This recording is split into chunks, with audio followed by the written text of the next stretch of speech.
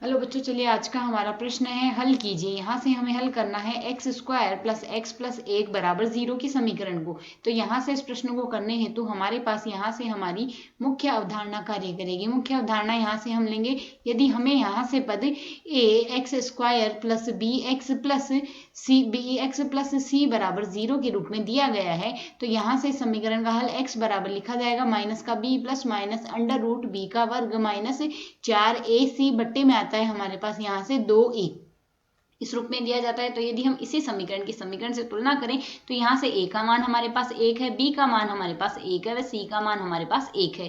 तो x बराबर यदि हम लिखें तो माइनस का b आएगा plus minus under root b का वर्ग अर्थात 1 का वर्ग 1 माइनस 4 गुणा a गुणा c अर्थात 4 आ जाएगा और बट्टे में हमारे पास राशि आएगी 2a अर्थात 2 आ जाएगा। इसे यदि हम सरल कर ले तो minus 1 plus minus under root minus का 3 और बट्टे में आएगा हमारे पास यहाँ से 2, जिसे यदि हम सरल करें तो हमारे पास यहाँ से 2 मान बनेंगे। अब यहाँ से यदि हम जानते हैं माइनस में 1 हो अंडर रूट में तो इसका मान हम आयोटा के बराबर लिखते हैं। तो यदि अब हम इस पद में सरल करें तो x बराबर हमारे पास क्या लिखा जा सकता है, x बराबर 1 तो माइनस का 1 प्लस का माइनस का अंडर रूट 3 बट्टे 2 आएगा, साथ ही एक x का मान हमारे पास आएगा माइनस का 1 माइनस अंडर रूट माइनस में 3 आएगा बट्टे में 2 आएगा। इसे यदि हम सरल कर लें तो x बराबर हमारे पास लिखा जाएगा माइनस का 1 प्लस का अंडर रूट 3 आयोटा आ गया और बट्टे में 2 आएगा और x का दूसरा मान आएगा यहाँ से हमारे पास माइनस का 1 माइनस में अंडर रूट 3 और आयोटा आ गया और बट्टे में हमारे पास यहाँ से 2 आएगा। तो x के हमें यह 2 मान इस द्विघात समीकरण से प्राप्त होते हैं जो इसके हल है। आशा है समझ आया। धन्यवाद।